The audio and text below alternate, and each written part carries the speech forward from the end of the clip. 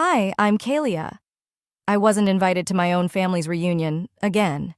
10 years. 10 years of silence, edited photos, and empty chairs with my name never spoken. They said I was too sensitive, too distant, too dramatic. But this time I didn't fight for a seat at their table. I bought the whole beach house. So when they showed up with their luggage and fake smiles, and the front desk asked, "Are you on Miss Gellhorn's guest list?" they finally had to say my name. Or leave. Before we dive in, tell me, where are you watching from? What time is it there? Drop it in the comments. I read every single one. Monday mornings weren't supposed to feel like this.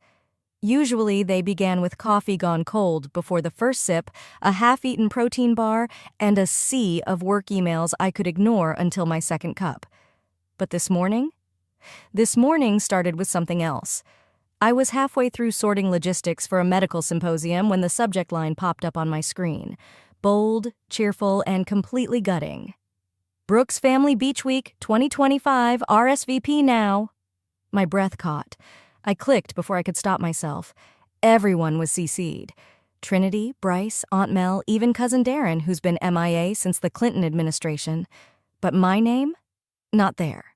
Not in the thread. Not in the original list. Not even a typo. They hadn't just forgotten me. I wasn't included.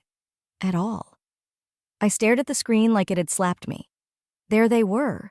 Dozens of replies, little quips, memories from last year.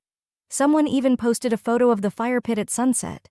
The same fire pit where I roasted marshmallows at age 8, before I knew that love in this family came with terms and expiration dates.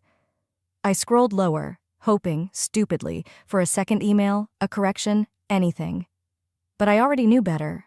This wasn't the first time. Last year's invite must have gone to spam, Trinity had said when I called her crying. You know how tech can be, she added with a chuckle, as if erasing me from the family calendar was a software glitch. I closed the thread and just sat there. My office suddenly felt too big, too sterile. The framed degree on my wall looked like it belonged to someone else. The sunlight bouncing off the Santa Monica skyline felt like a cruel joke. California warmth with a cold void in my chest. I turned to my bookshelf, almost unconsciously, and there it was. The turquoise glass seashell. It sat on the second shelf, behind outdated industry manuals and a neglected jade plant.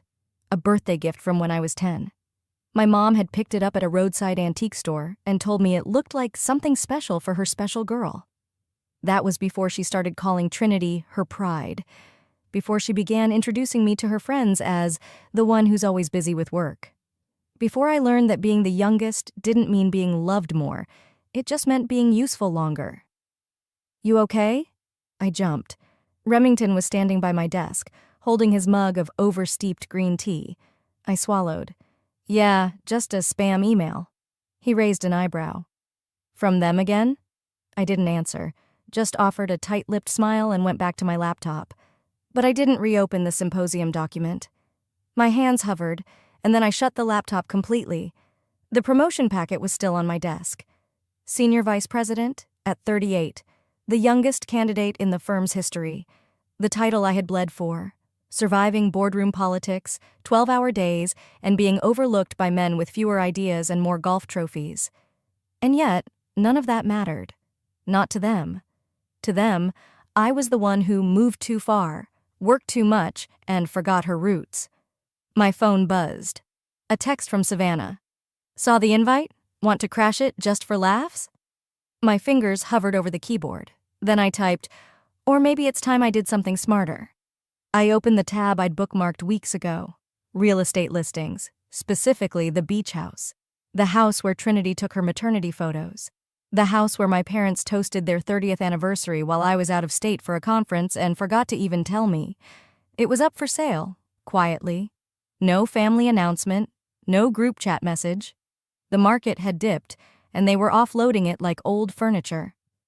I stared at the listing, the wraparound porch, the view of the water, the same chairs where I'd once listened to my dad read Steinbeck aloud, before he started pretending he couldn't hear my calls. So this was what they'd come to. I moved the cursor slowly over the button. Contact agent. My finger hovered and clicked. The confirmation email from the realtor hadn't even sunk in when my phone rang. Same ringtone I'd assigned to her years ago. Same feeling in my chest. Tight, expectant, resigned. I didn't even need to look at the screen. I knew it was her. I let it ring twice before answering. "Hi, Mom," I said flatly, already bracing. "Kalia, dear," she began, using that voice, that sugary sing-song tone she pulled out when she was about to do something she knew would hurt, but wanted to sound polite while doing it. I didn't wait for the rest. "Let me guess, Trinity's kids need the bunk room again, or maybe Nelson's new girlfriend is allergic to hotel pillows?" There was silence, long enough for me to imagine her blinking at her perfectly manicured nails, searching for the next line in her script. Then, finally, she said, "You know how chaotic it gets with little ones, and we're just limited in space this year." I wanted to laugh. Not because it was funny, but because it was so predictable. I could have written her dialogue for her. "You understand, don't you, Kalia?" she added gently, almost pitifully. "It's just logistics." I remembered that same phrase from 2 years ago. Same time of year, same voice. The last time I tried to attend. She had called me the day before, whispering apologies like confessions in a booth. "You understand, don't you?" she'd said then, too. "The little ones need the bunk room." And I did understand. I understood that my presence was always optional to them. The only time I was truly needed was when someone wanted help paying for something. "I understand perfectly," I said now. "Thanks for the heads up." Before she could respond, I ended the call. But I didn't throw my phone. I didn't cry. I didn't scream into a pillow. I simply got up, walked to the kitchen, and poured myself a glass of water with the steadiness of someone who'd known this was coming. Back at my desk, I opened a spreadsheet. My personal financials. The numbers stared back at me like loyal soldiers, organized, unflinching, ready. I checked the amount of liquid cash I had access to, reviewed the vesting dates on my company stock options, scanned the line item labeled discretionary assets. Then I whispered, "Let's play then." 10 minutes later, my phone lit up again. This time it was Savannah, screenshot incoming. She never sent a text without warning me first. I opened the image. It was from a group chat I wasn't in. Of course I wasn't. "Trinity, don't worry, Kalia said she's not coming again. Wants to make it about herself as usual." Then came the reactions. A few "oh no" texts, some laughing emojis. One from Uncle Jack. "That girl needs therapy." I stared at it, numb. But underneath the numbness was something else. Not rage, not sadness, clarity. They weren't just omitting me. They were rewriting me. Turning absence into blame. Muting my voice, then filling the silence with their own version of who I was. "To them," I murmured, "I'm a shadow who abandoned the light." But I knew the truth. I hadn't walked away from warmth. I had escaped the cold.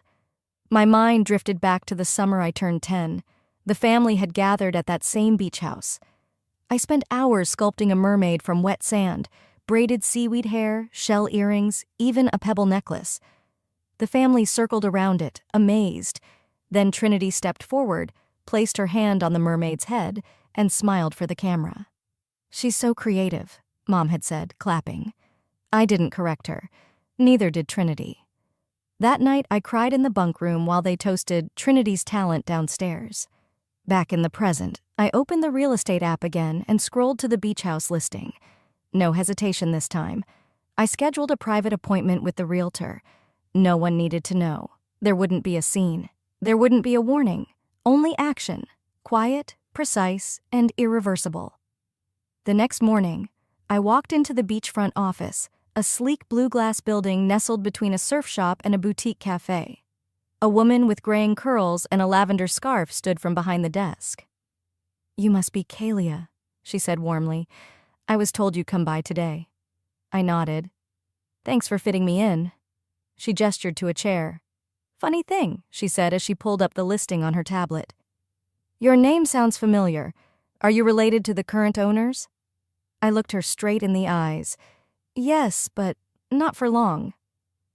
The ocean breeze carried a chill as I stepped into the narrow hallway of the storage facility. The scent of dust and concrete was oddly grounding, like the scent of memory itself. Unit 43B. I hadn't opened it in nearly 5 years. The lock clicked open. I pushed the roll-up door upward, its metal teeth groaning in protest. Inside were pieces of a life I'd shed. My first apartment's furniture, boxes labeled college, a crate of books from my days chasing corporate dreams in heels too tight and blazers too sharp. In the far corner sat the old cedar trunk, my grandmother's. I pulled it forward and brushed off the film of time that coated it. The latch was stiff, but it gave way with a determined tug. Inside, the familiar scent of lavender sachets she used to keep in her dresser drawers. My throat tightened. The first thing I saw was the journal, ocean blue with seashells glued to the corners in her unmistakably clumsy pattern. I used to tease her about it. "They'll fall off in a week," I'd said once, and she'd smiled. "Then you'll have to glue your own truth to it." Underneath was a sealed envelope addressed in her slanted script. "For Kylia. Open only when you stop looking for permission." I sat cross-legged on the concrete floor and opened it. Inside was a letter and a trust document. The letter was short, just a few lines. "One day you'll understand why I left this just for you. Love doesn't always come from those who raise us. Sometimes it finds its way through the cracks. Use this when the silence becomes unbearable." I blinked, rereading it. The trust document was real, not symbolic, not sentimental, legal. I flipped pages with trembling hands. My name, her signature, witnesses, a clause. Should the existing deed holders become financially delinquent or fail to meet property obligations, the named beneficiary reserves the right to execute a full title transfer. I didn't understand it all, but I knew enough, and I knew exactly who could explain the rest. By the time I walked into the law offices of McCarran and Wells in Newport Beach the next morning, I was already 5 steps ahead of where I had been just days ago. The woman behind the desk, Maribel, offered coffee while I waited. 10 minutes later, I sat across from a partner in his 60s with glasses perched low on his nose and a folder labeled Trust A. Brooks Estate. He flipped through the pages with a soft whistle. "This clause," he said, tapping one line, "isn't just enforceable. It's a failsafe. If your parents defaulted on taxes or lapsed on insurance, you don't just have leverage, you have controlling interest. And if that's already happened?" He looked at me over the rim of his glasses. "Then all you have to do is sign this petition. The title will transfer to you in 14 business days unless contested. But based on what I see, they wouldn't stand a chance." I let the weight of that settle. 14 days. The same amount of time they'd be packing coolers and loading beach chairs, assuming the house was still theirs to decorate. That afternoon, I sat by my window with her journal in my lap. I didn't write anything. I just traced the broken shells along the cover, letting my fingers remember the texture of childhood. Then I reached across my desk for the turquoise glass seashell. It had collected dust for years, tucked behind tax receipts and unused notebooks. I set it beside the journal. They matched. Same color, same iridescence, same quiet defiance. It struck me then. How symbolic it all was. The shell, the journal, the claws, all the little things they thought were forgotten. But I hadn't forgotten. They had. I stared at the trust papers one last time before signing. I didn't feel triumphant. Not yet. Only ready. The lawyer handed me a copy. "It's done. Transfer is in motion." "They have no idea, do they?" I asked quietly. He shook his head. "They will. Soon." Back home, I opened my laptop and pulled up the listing for the beach house again. A new photo had been added. The front porch, adorned with twinkle lights, ready for summer guests. Let them plan their party. Let them arrive with gifts and guilt and cheap wine. Let them toast to unity on a property they thought was theirs. They forgot to read the paper that mattered most. I wasn't reclaiming the house. I was invoking what was already mine. The silence after signing the petition was deceptive, almost soothing. But beneath it stirred something I hadn't felt in years. Leverage. The next morning, I brewed a strong cup of black coffee, opened my laptop, and watched my inbox refresh. A new email blinked at the top. Reminder, Brooks Family Reunion final RSVP this week. It was sent from a new address, Trinity's personal Gmail. The subject line reeked of faux warmth, but the body of the email hit differently. Room assignments, scheduled activities. a curated Spotify playlist, even beach games labeled Family versus Family. And my name? Missing. Again. No "Hi Kalia," no mention in the thread, not even a slip of "We hope to see you there." But Trinity had CC'd everyone else. 5 minutes later, a separate ping. Savannah. Subject, "You need to see this." Her message was short. "I know you weren't included again. She made a new group. This one is worse." Attached were screenshots. A group chat titled Core Brooks Only. Trinity had posted, "Kalia's not coming again. Let's just move forward without the drama this time." Someone, probably Nelson, had replied with a laughing emoji and a gif of a peace sign. Then, the kicker. Savannah's message continued. "Your mom asked me if I'd be okay staying in your old room. Said it was just sitting there anyway." I read that line twice. Your old room. The same room with my grandmother's handmade quilt. The same room with my childhood bookshelf.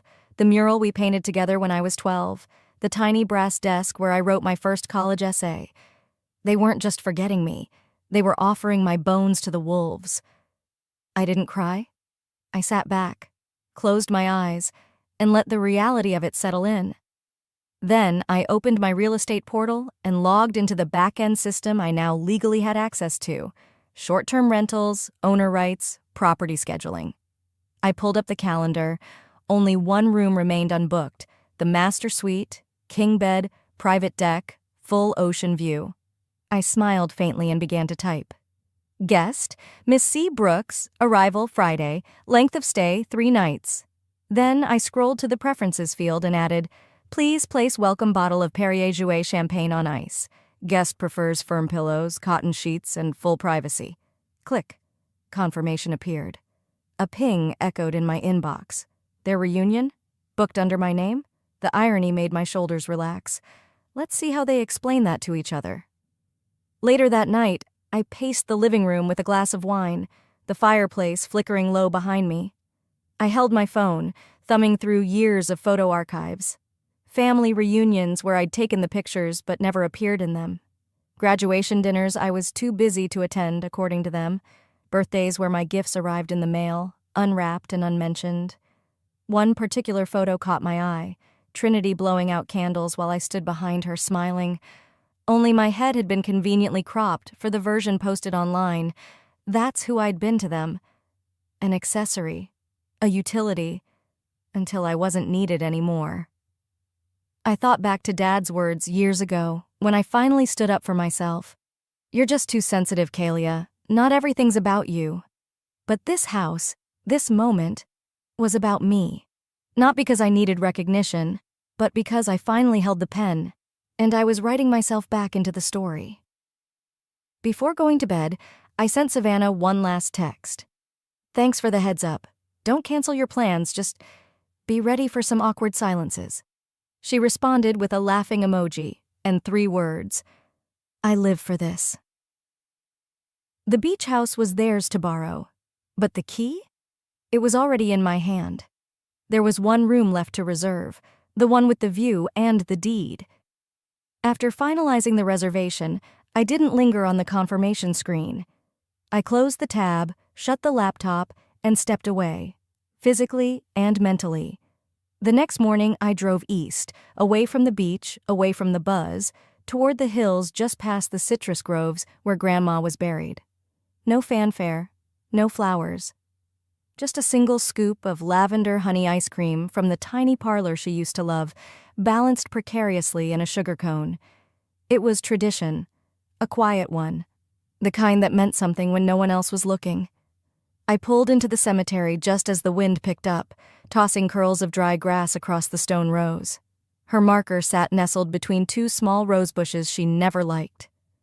"Too performative," she once whispered. "Give me thyme or basil, something useful." I smiled at the memory and sat beside her grave on the still warm grass. "Hey, Grandma," I said softly. "They're doing it again. You'd roll your eyes so hard." I let the wind carry the silence a moment longer. Then I placed the cone in front of her nameplate and whispered, "You once told me not to raise my voice, just raise my value." I did. I really did. A few minutes passed. I didn't cry, but I didn't smile either. The quiet had a way of holding you still, like she used to without words, just presence. That kind of stillness doesn't come from peace. It comes from knowing who you are, even when everyone else tries to define you for their convenience. I stood, dusted off my jeans, and walked back to the car.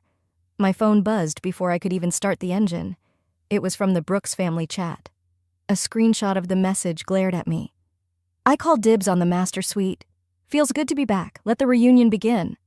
Nelson, of course. As if the room was some prize he'd earned. As if he'd built the house brick by brick and not slept his way through college on a mattress I paid for while he wrecked my credit one loan at a time. Comments followed. Classic Nelson. Ooh, big dog. Claim it before the kids destroy it. I sat with the phone resting on the steering wheel, reading every single one. None of them questioned it. None of them asked who had booked the house. None of them saw me. Or maybe they just hoped I'd stay invisible. But not this time. I opened the thread and typed, "That room is already reserved, under my name." Hit send. Nothing for a long minute. Then the chat fell quiet. No emojis, no laughing gifs, no follow-ups. And then, as expected, came the private message. Trinity. What are you trying to do? I stared at her words. My thumb hovered, considering. Then I typed, slow and precise. I'm not trying, I warned you. You just never took me seriously. I watched the seen status appear beneath it, and then I muted the chat, blocked the thread, logged out. Not from anger, from peace, from clarity.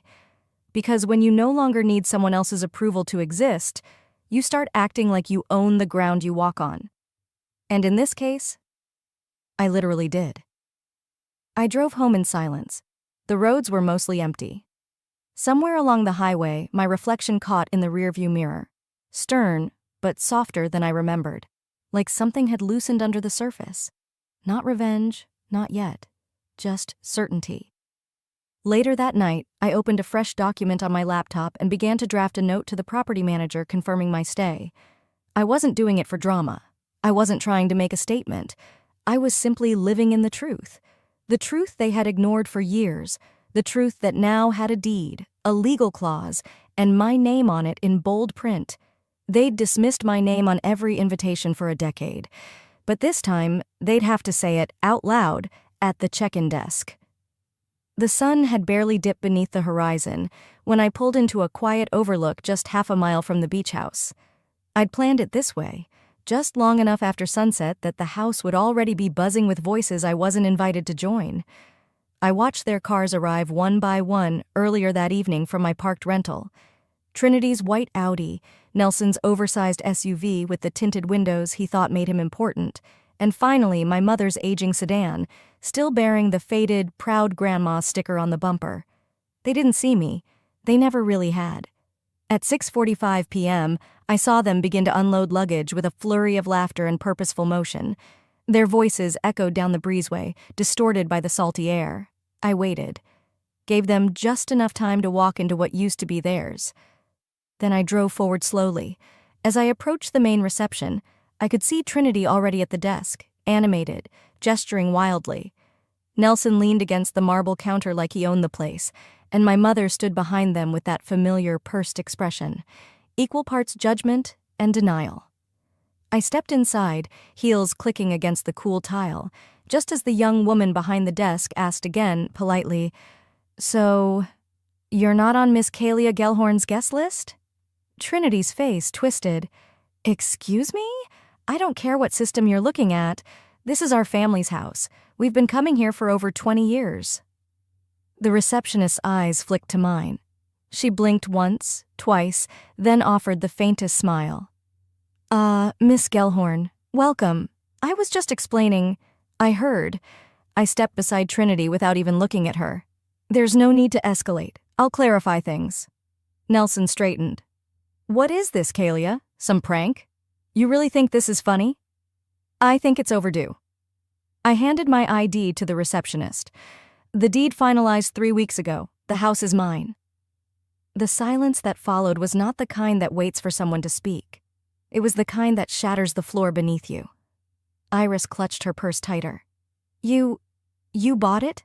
That's impossible." No, Mom, I said gently, but not softly. It's legal, it's clean, and it's final.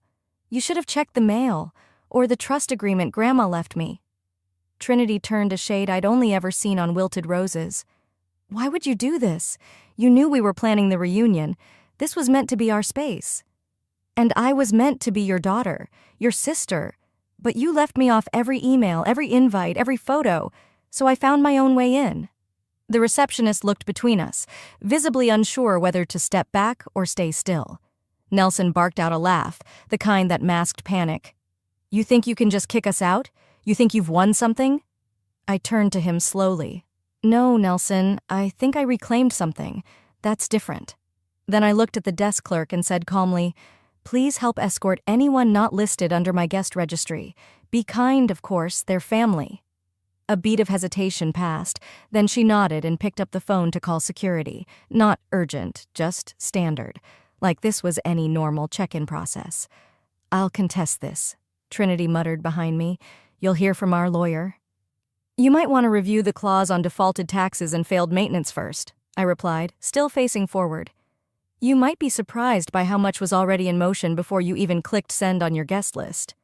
My mother stepped forward then, voice quiet. You really hate us that much? I turned. For a moment, I let the silence linger. Then I said what needed to be said, not cruelly, not bitterly, just honestly. I don't hate you. I just stopped hoping you'd change.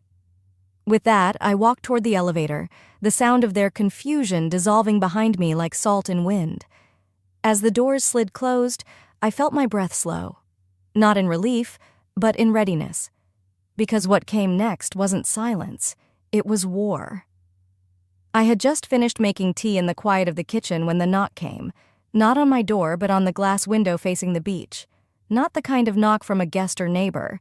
This one came with the blinding pulse of a news van's headlights behind it. I stepped closer, pulling the curtain slightly. A man with a mic in hand and that greasy, camera-ready smile was already positioning himself toward the lens. Another crew member pointed directly at the house. At me. I didn't need to hear the opening lines to know how the segment would go. The moment I opened the front door, the reporter's voice hit me like a wave. Miss Gellhorn, can you confirm whether you coerced your elderly father into signing over the family property? Sources say he wasn't of sound mind. Behind them, the red light of the camera blinked steady and unforgiving. I didn't answer, not with words. I closed the door and walked away. By the time I reached the living room, my phone was vibrating with a fury I hadn't felt since the day I found out my name was left off the will. Again.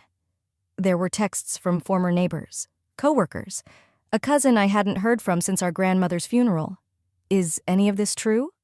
And then, the email. Temporary injunction notice. Occupancy of 404 Ocean Crest Boulevard must cease immediately pending court review. Violation may result in financial penalty. And the cherry on top? A screenshot Savannah forwarded, Trinity's latest post. A woman who turns on her own family was never raised with love to begin with. I pray for her soul. Underneath were comments filled with fire emojis, sad face reactions, and, so sorry, praying for your family notes from people who hadn't known my name until yesterday. I stared at it all, the phone in my hand, the headlines forming without me. I should have been prepared. But nothing quite prepares you for being publicly labeled a predator, especially by people who once kissed your scraped knees and braided your hair. I didn't cry. Not immediately. I sat down in the stillness of the master suite and looked across the room at a framed photograph I hadn't packed away yet. Me at 7, clinging to my father's leg. Both of us laughing so hard the photo came out blurred. A time before silence replaced softness. Was I that same girl? Would he even recognize me now? The tears came, but they didn't belong to sadness. They belonged to a grief that had matured into something older, something tired. Hours passed, maybe more. The house was still. The ocean roared outside like a witness, unmoved. I found myself wandering the built-in bookshelf by the staircase, running my hand along the wood grooves. My fingers brushed something. Tucked behind a row of old novels was a small seashell, pale ivory with a faint blue stripe, the one he'd helped me find the summer before Trinity went to college. You deserve everything good this world can give you, he had said that day, resting it in my palm like it was the rarest thing he'd ever seen. I closed my fingers around it, whispering, "You said that. Once." But the man who said it no longer existed. Not in the court documents filed under his name, not in the media blitz that followed his daughter's signature. That version of him had been overwritten, and so had I. They'd painted me as a villain so thoroughly, it almost made me forget who I really was, until Savannah texted. A simple line, "They wanted war, let's start with truth." And then came the files, screenshots, dozens of them, family group chats, private email threads, notes passed between my sister and mother, Trinity mocking me for being emotionally fragile. My mother writing, "She's too busy being important to care about family. Don't feel bad excluding her. She's used to being alone." My hands were still. I didn't gasp, didn't scream, but I felt a pulse in my chest that hadn't been there in days, like breath finding its way back through cracked ribs. So this was the game. They hadn't just left me out. They'd spent years erasing me behind closed doors. I looked down at the seashell again. This wasn't the moment I'd been crushed. This was the moment I started writing the rest of the story. I pulled out my laptop, opened a blank document, and titled it with the date. Then I typed, "The truth, as preserved in digital ash." What they didn't realize, the silence they demanded all those years had taught me one thing they'd never learn, how to outlast them, because I had patience, receipts, and now, a reason. And I wasn't cornered anymore. Link to next chapter. I'd been cornered before. This time I came with matches. The morning of the hearing, the sky was gray. Not stormy, not bright. Just the kind of overcast that makes everything feel muted, like the world's holding its breath. I walked into the courthouse flanked by silence. No entourage, no lawyers in Armani, just me, in a navy dress Grandma once called steel-willed blue, and a simple folder clutched to my chest. Everything I needed was in that folder, and everything they'd hoped would never surface. Inside the courtroom, the air had that distinct, sterile chill I remembered from when we settled Grandma's estate, a place where family pretended to be civilized while the knives stayed tucked under smiles. Iris sat 2 rows ahead, stiffer than usual. Her eyes didn't flicker when I walked in. Trinity was there too, in an all-white pantsuit that looked like it cost a month's rent in Newport. She didn't turn around, but I could see the tension in her shoulders from the way her blazer sat on her back. Nelson, as expected, was nowhere to be seen, probably hiding behind a cease and desist draft. The clerk called the case. Gellhorn v. Brooks, petition for injunction against the sale of family real estate under claim of manipulation and elder exploitation. The judge looked up from his notes, adjusted his glasses, and nodded toward Trinity's side. "Counsel?" Her lawyer stood, slick, young, too smooth for his own good. "Your Honor, the petitioner contends that Miss Kalia Gellhorn exploited her father during a time of declining health, resulting in the unauthorized transfer of deed rights to the property in question." He made sure to pause just enough before exploited, like the word had weight. I didn't flinch. I didn't look at my mother. I kept my gaze fixed on the judge's desk. "And you, Miss Gellhorn?" I stood slowly, unfolded the top flap of my folder. "With the court's permission," I said, "I'd like to present video and audio evidence of consent and family dynamics relevant to this case." The judge nodded. "Proceed." The courtroom dimmed slightly as the bailiff cued the video. It was shot on a sunny porch 2 years ago. My father sat beside me, sipping coffee, voice clear and unmistakably sound. "I want Kalia to have this place. She's the only one who came back for me after the fall. She's the only one who ever asked how I was doing, not what I could give."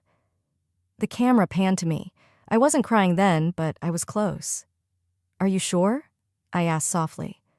"I'm sure. They always made her feel like a guest. She's not a guest, she's the legacy." Gasps murmured behind me. Even Iris shifted in her seat. But I wasn't done. Next came the audio recording, trimmed and spliced by Savannah, time-stamped just 6 months ago. Trinity's voice, hissing through a group call. "Let her rot in her condo. She was never part of this family. Not really. If she wanted in, she should have been easier to control." The judge raised a brow, looked directly at Trinity. She tried to sit taller but shrank inside that designer suit. After a long silence, he leaned forward. This court finds no basis for the petition. The video shows full mental clarity and intent. The audio displays targeted exclusion. Miss Gellhorn acted lawfully and ethically. He paused, then added with a firm edge, "This court is not here to resolve decades of resentment, nor to validate cruelty disguised as tradition. Case dismissed." Trinity froze. Her mouth opened, then closed. Iris stared straight ahead, pale as the collar of her blazer. I gathered my folder and left without looking back. Outside, the media buzzed like flies on honey. "Miss Gellhorn? Any comment?" I turned toward them only once. "Sometimes the only way to break a cycle," I said, "is to walk away holding your truth." The flashbulbs clicked, but I kept walking. Down the steps, past the polished marble, onto the sidewalk, and then toward my car parked near the courthouse lawn. There was no applause, no violin soundtrack swelling in the background, just my own quiet steps and a breeze that finally smelled like salt again.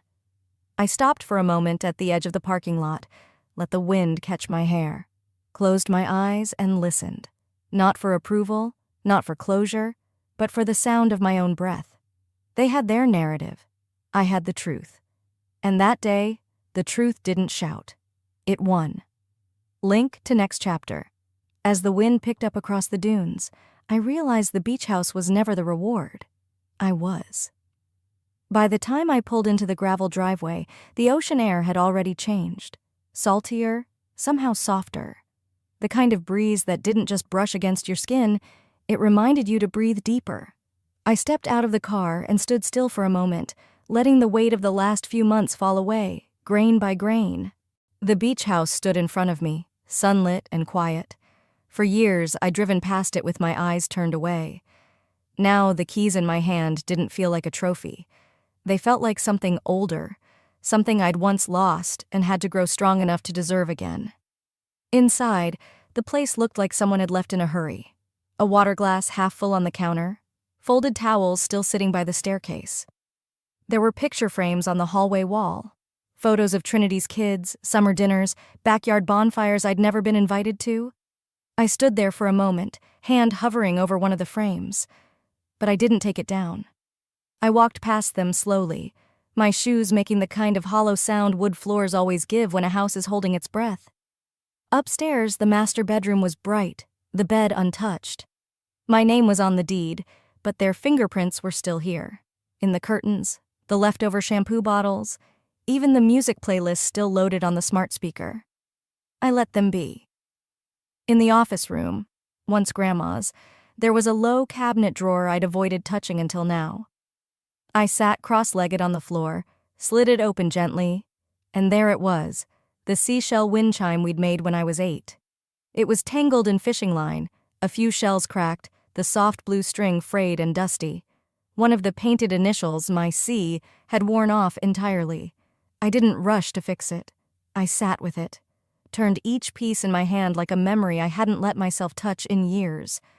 I could hear her laugh in my head, could almost feel the way she would pause to examine each shell, saying, "Not every broken thing needs to be replaced, Kalia. Some things just need a steadier hand." I took it downstairs and laid it across the kitchen table. Thread by thread, I began to repair it. No glue, no shortcuts, just patience and quiet. The sound of the waves through the open screen door became a rhythm, keeping time as I worked.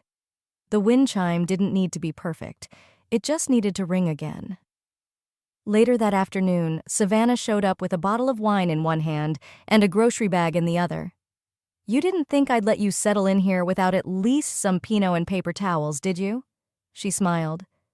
We cleaned in silence for a while, two sisters who'd watched the same family drama unfold from opposite seats. We scrubbed the counter where Trinity once held court with her cheese platters and casual cruelty. We folded blankets that Iris used to keep for special guests only. The absurdity of it all made me laugh. When we finally settled on the porch with wine glasses in hand, the sun had dipped just enough to color the water rose gold. Savannah turned to me. "You didn't just win, Kalia. You undid it. You unhooked yourself from all of it." I didn't answer right away. I was watching a pair of pelicans glide low over the waves, wings outstretched, unbothered. A knock came at the gate about an hour later.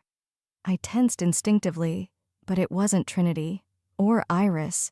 It was Mrs. Donnelly from 2 houses down, holding a tin of lemon bars. I just wanted to say, "Welcome home," she said. "Your father used to talk about you, you know, more than the others. Always said you were the smart one." I blinked. "He did?" She nodded. "Of course. Said you were the one who asked about the tide tables when you were 6. That girl thinks in tides," he told me once. I never forgot that. I stood there, a tin of lemon bars suddenly heavier than anything I'd carried all week. I thanked her and watched her disappear down the walkway. After she left, I hung the wind chime just outside the porch. It swayed gently, catching the breeze like it remembered what it was made for. And for the first time in years, I didn't feel like I was holding my breath. Maybe they'll never apologize. Maybe there'll never be a family dinner where someone says, "You were right." But that's no longer my burden. I'm not waiting for them to fix it, or name it, or even admit it. I built a life that didn't require their permission. I reclaimed something bigger than a house. I reclaimed my voice and my silence. I didn't burn the bridge. I just stopped begging to cross it. As dusk fell, I turned off the lights room by room. I closed the front door slowly, this time from the inside. And just before it clicked shut, the seashells behind me caught the wind and whispered,